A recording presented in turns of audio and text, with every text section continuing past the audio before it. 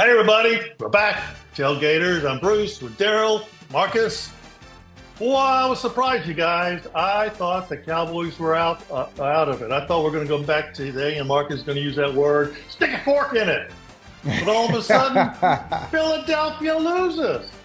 But before I continue and ask you what you think, what do you think of my hat? This is a Mean Green hat from back in the day when Mean Joe Green played. So you couldn't make fun of him if he wore this hat, right? Who'd make fun of Mean Joe Green wearing this hat?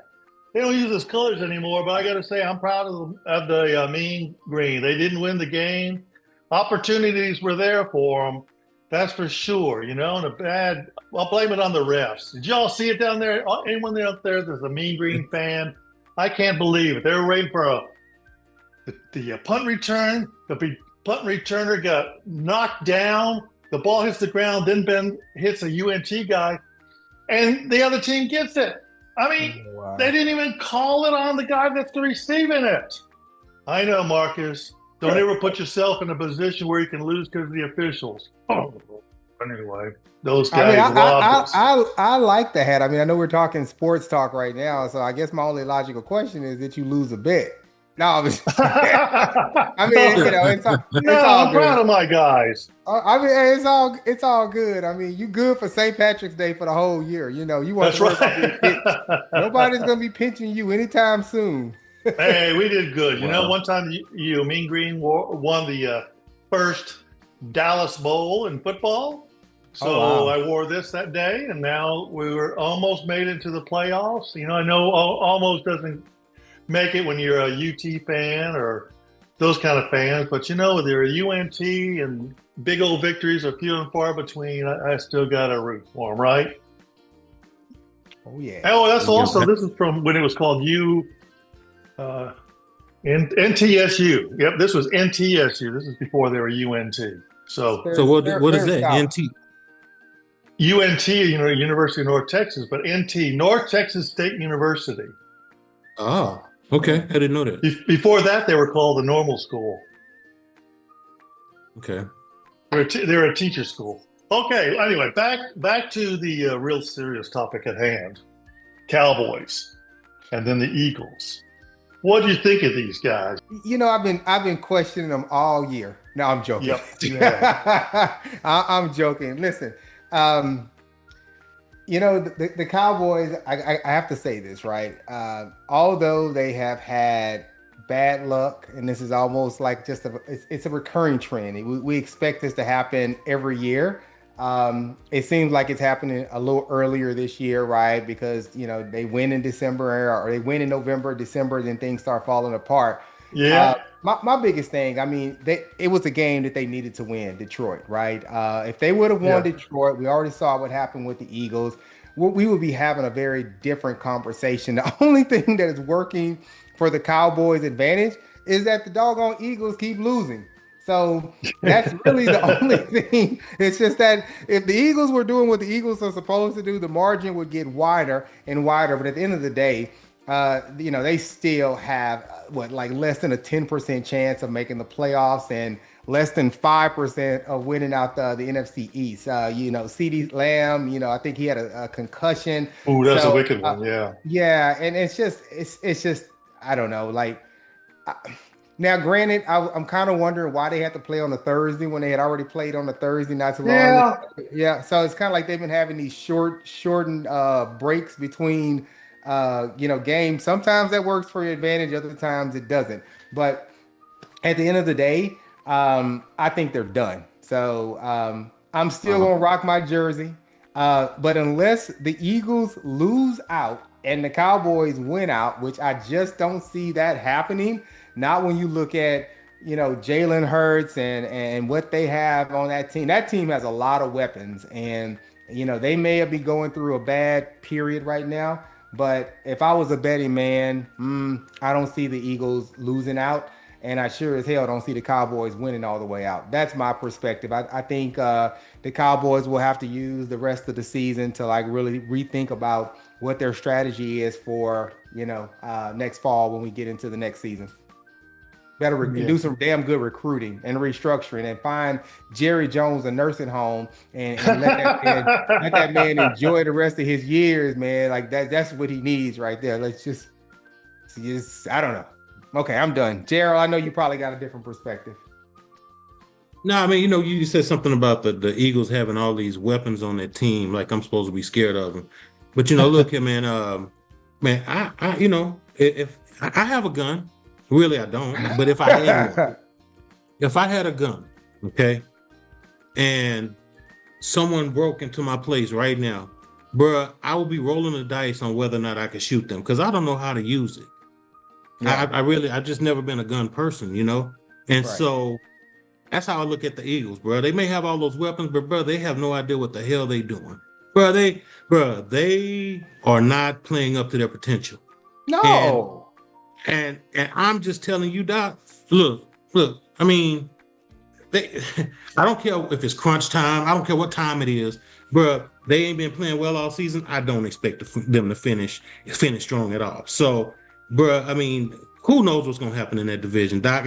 And you don't think I'm weird for saying this, but I don't count the Cowboys out.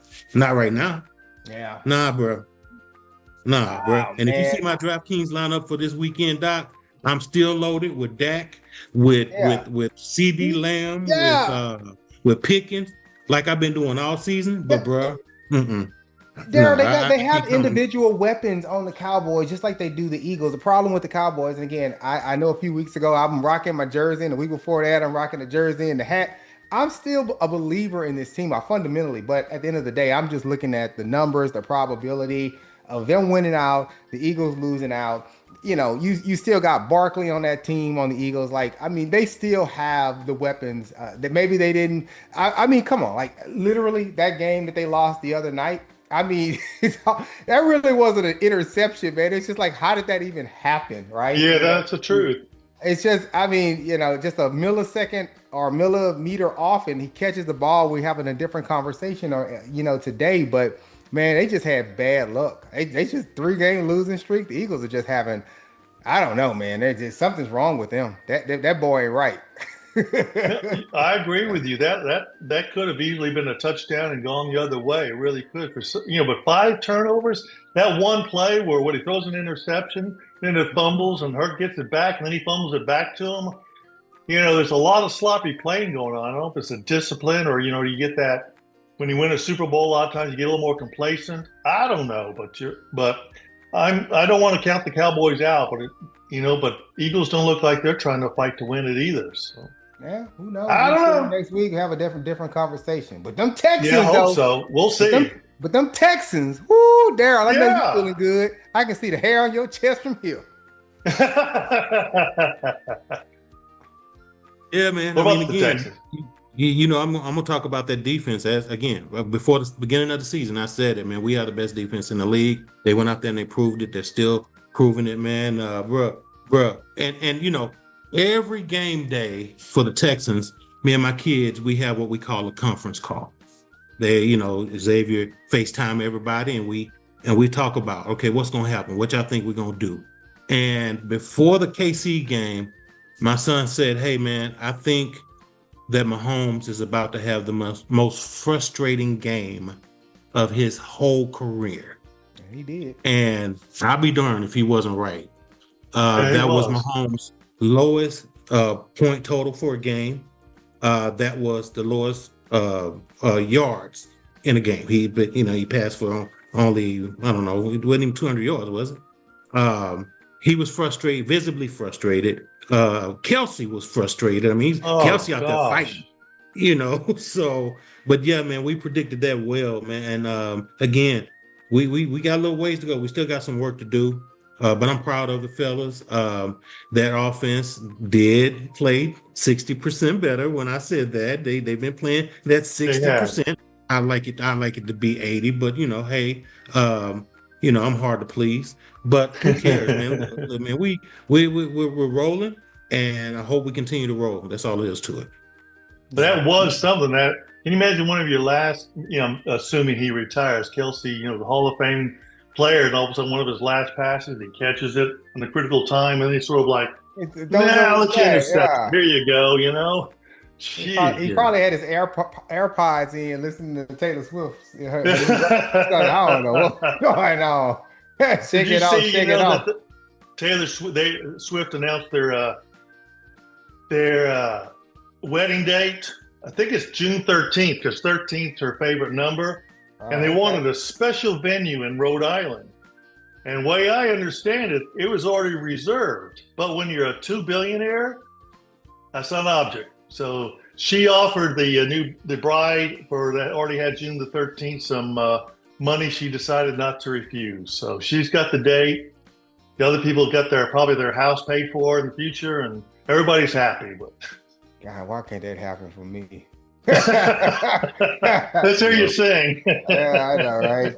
I need some of that. I need some of that Taylor Swift money. Listen, Travis Kelce ain't worried about nothing. He over there just stacking the playbook, man. He's just like, hey, okay, we're gonna buy this when I retire. We're gonna buy this. I think that they're taking so long to come up with their wedding because that prenup, that's gotta be. That has gotta be some document. That's like. Yeah, it's a whole one of them old school filing cabinets. Yeah. It's got all different types of letters, like A through F. It's got drawers, like all types of stipulations. If you're not home by 11:37 on any given night, I'm gonna write a song about you. Anyway, but no, hey, listen, Derek, congratulations, man. Not only did the Houston's continue their win streak, but I mean. They ended the Kansas City Chiefs, they're 9 years at the top of the AFC West. I mean, they basically they literally put the nail in the coffin of what was a dynasty, and so there's different plateaus of the dynasty, right? The Chiefs had a 9-year run as the AFC West region, champions, and that's done. Put a fork in it. Wow. And then the Patriots, I'm going to bring them up again. Got to bring them up because my daughter-in-law loves them. And between them and the Broncos, they're looking good. What? And the Broncos, man, they're just. Oh, Broncos looking good too. Yeah. Yeah, this AFC Championship game might be the best of the better than the Super Bowl, maybe. We'll see. Oh yeah. Now the NFC is I'm trying to think of. They're not functioning cohesively. Maybe that's what the NFC stands for right now. They're not. It's like no one really wants it. Yeah. Well, I just wondered. A big thing too. If Cowboys can somehow win it all. I'm thinking Jerry Jones was retired. If he could get another Super Bowl somehow, that's like I'm leaving on top. He just can't get there anymore. What about those Seahawks, man? They don't look bad either, though, right? No, they don't, do they? You're right. I forget about that team up there. The Rams and the Seahawks, both 10-3 in the NFC West. I mean, man, my son Jaden, who's been on this the podcast, tailgating here with us a couple of times, like that's so he's been bucking around. I'm about to knock him out. He say, Dad, what about them Cowboys? Seahawks, they doing what they need to do. I'm like, okay, whatever. I feel you. Well, maybe when we do the. Maybe when we do the predictions, once we get the playoff picture all right, maybe we get Jaden back on. Maybe Noah can go back on. We can get them on to give their perspective too, if that's okay with you guys. Oh, one other thing I got to tell you, talking about sports and our kids, my grandkid got to play some basketball with them. Oh, okay. Man, oh man, talk about one of the best feelings in the world, going to shoot some hoops with your grandson. Yeah. Good thing there's a bench close by, but it was fun. No, that's a got to sit over here and watch it for a while. Hey Bruce, Bruce, you got a little height on you. Most of the people watching can't tell, but can you still dunk? Oh,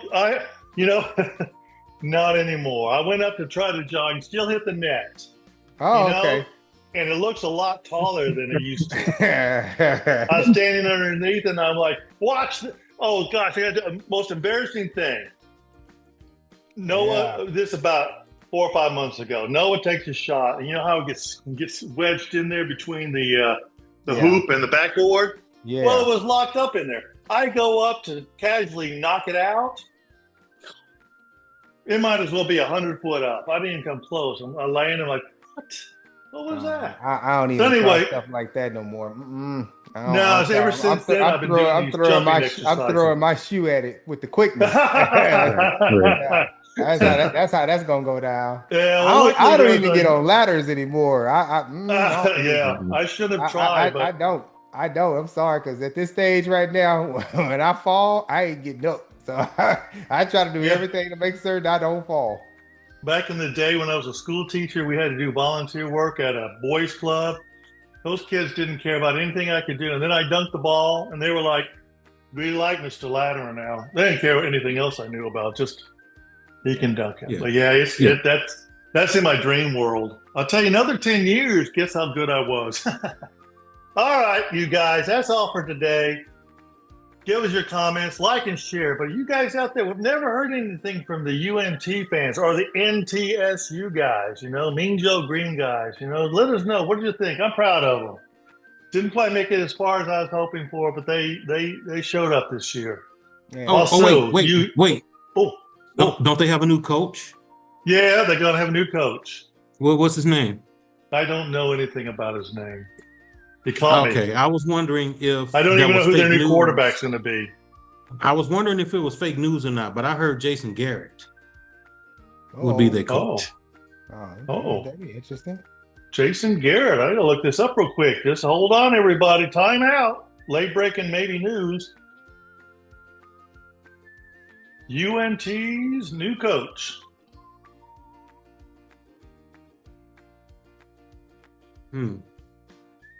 Yeah, I think that might be fake news. Okay. I don't mind spreading news. Neil Brown. Okay.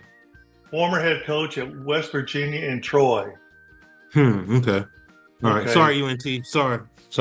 My bad. No, okay. I don't. We had to get back with the program. What did he always say? Jason Garrett. He always say like, stay with the program, or stay with the. I forgot what he always said. He said something. Process. Stay with the process. Stay with the process. Yeah, that did a lot of good. All right. Once again, you guys, like, share, and give us some comments. What do you think about the new head coach of the University of North Texas? Who's going to be the new quarterback? I don't know, but they had a good run. Anyway, see y'all later. Have a great weekend. Peace. Bye.